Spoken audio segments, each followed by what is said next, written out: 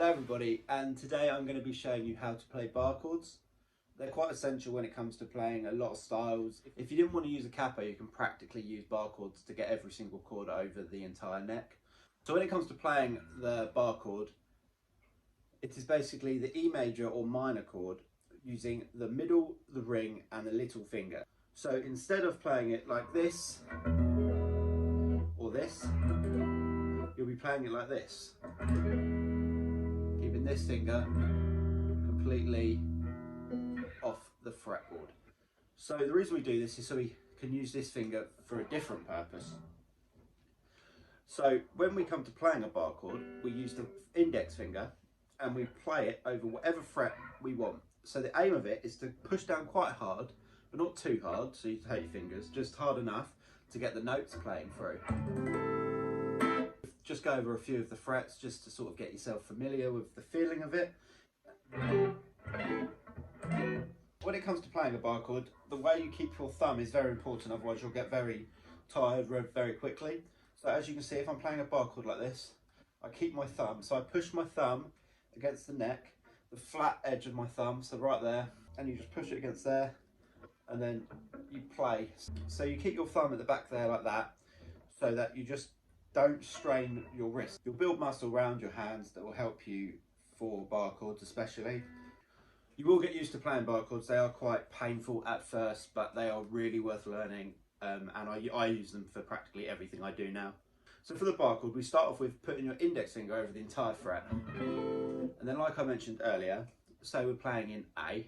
So this is the 5th note on the low E string, so that's an A. So we hit the A with our index and we bar all of the strings on the 5th fret with our index finger. Then we put our ring finger 2 frets along on the string below, so the A string. So for example, this one will be on the 7th fret of the A string, so it should sound like this so far.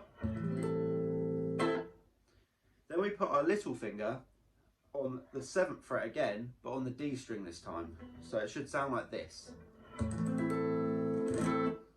So that's also 2 spaces away from your original bar. So say this was 0, this would be 1, this would be 2. And then depending on whether you want the major or minor chord depends on if you use your middle finger or not. So if you wanted to play a major chord, you would play the middle finger on the 6th fret of the G string.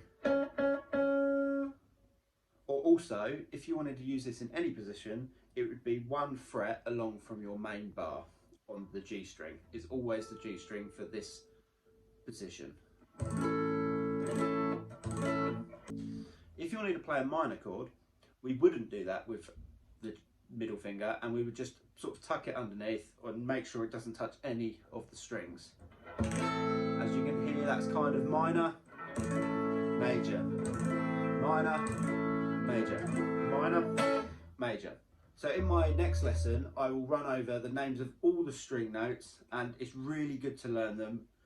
If I wanted to play a G, but I didn't want to play the G chord, I wanted to play something different, I would know that on the 3rd fret of the low E string, there is the G note here.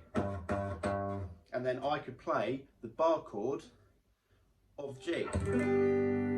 So thank you very much for watching. I really hope you enjoyed this. If there's any questions about this, just let me know, and I'll be sure to comment and answer all your questions. Subscribe to this channel and give it a like just so we know you're enjoying what's coming. I thought I'd just quickly also add to the bar chords episode, looking back on it, just some uses. It's quite common in like rock and heavier music to be doing bar chords. So with Guns N' Roses Knocking on Heaven's Door, what I showed you the other day, I would replace the open chords, so that the G, D and C, and play them with bar chords. So